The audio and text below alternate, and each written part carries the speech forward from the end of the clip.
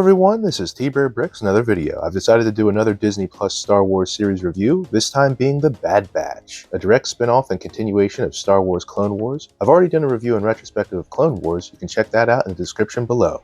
Bad Batch picks up right where Clone Wars left off. Order 66 has been initiated, the Galactic Republic has fallen, and from the wreckage rises a brand new empire under Sheev Palpatine. And everyone, including Clone Squad 99, Hunter, Tech, Wrecker, Crosshair, and Echo, have to navigate the new environment amidst the fallout. As they make their way through a new landscape, they come across another clone, Omega, who is later revealed to be a direct, non-altered clone of Jango Fett, just like Boba Fett.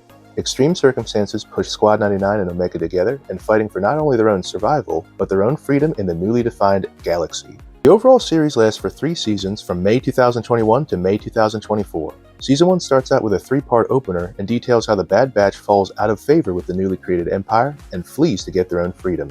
Crosshair decides to stick with the Empire though, as his inhibitor chip makes him follow orders.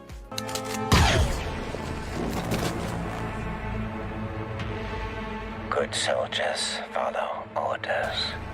The team truly begins to find themselves, which makes sense. These clones were bred for war, and the war is over, so what now?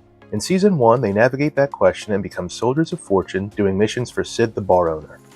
Then in Season 2, Crosshair begins to understand the consequences of his choices while the team continues to fight for their freedom. Season 2 is where we see the main villain of the series as well, Dr. Hemlock. What I like about Season 2 the most is the major shift from the plot of Season 1. Season 1, Bad Batch is basically a science fiction version of the A-Team, a group of eccentric former soldiers traveling around and helping people while avoiding the long arm of the oppressive authority going after them. This show's case being Admiral Rampart. That would honestly get tiresome if it went just beyond Season 1. But during Season 2, we get into conspiracies involving reformatted clones as killer agents, and we also dive deeper into Palpatine's plots of a new army and Hemlock's work to make Palpatine immortal.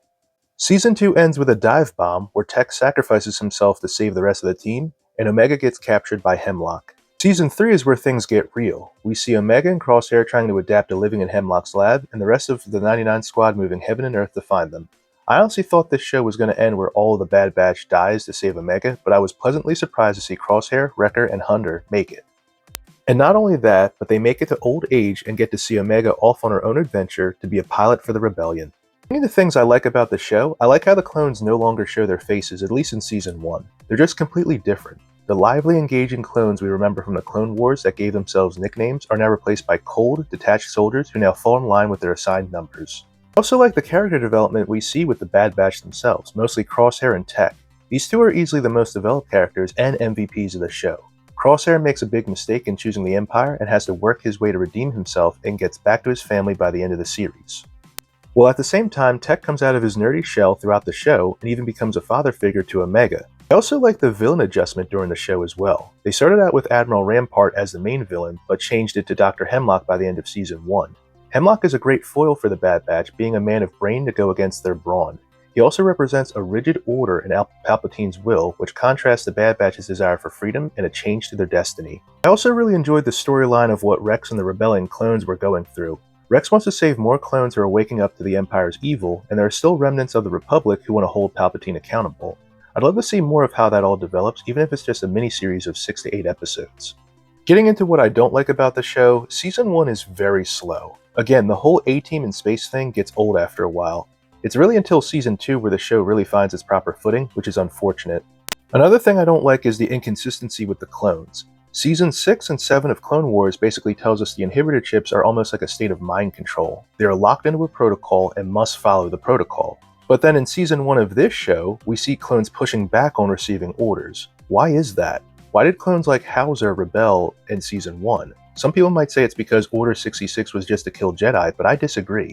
If Order 66 was just about obeying Sidious and killing Jedi, then Crosshair wouldn't have turned on his team the way he did in Season 1. He wouldn't have ordered the execution of innocent bystanders for no reason as well. Maybe Order 66 wasn't what we thought it was, which is a shame. The last seasons of Clone Wars provided some great clarification on what Order 66 was, but I think when Bad Batch comes in, it makes things more cloudy and begs more questions. And speaking of questions, I'm still left wondering about some things after the finale of this show.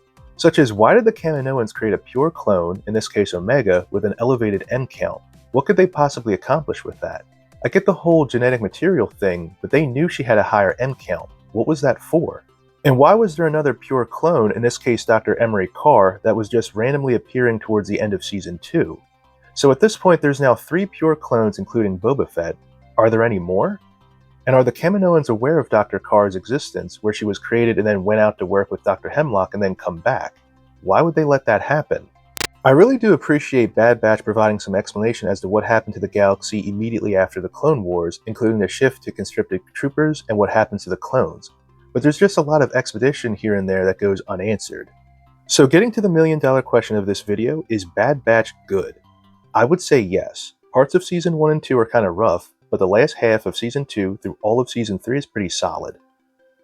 My favorite episodes are Truth and Consequences, The Outpost, Plan 99, which had a heavy ending with Tech's sacrifice, and the series finale at the end of Season 3. My favorite episodes were pretty much any episode with Sid in it. I really didn't like her much at all. Bad Batch certainly isn't the most groundbreaking series in Star Wars animation, but it's got a heartfelt story about a group of heroes trying to find freedom and their place in a crazy, overturned galaxy. These hardened war vets giving care and purpose to a young Omega, while also finding peace in their own hearts, is a worthwhile story any Star Wars fan can enjoy. Overall, I give this series a 7.5 out of 10, but let me know what you think in the comments section. Be sure to like the video, and of course, have a wonderful day.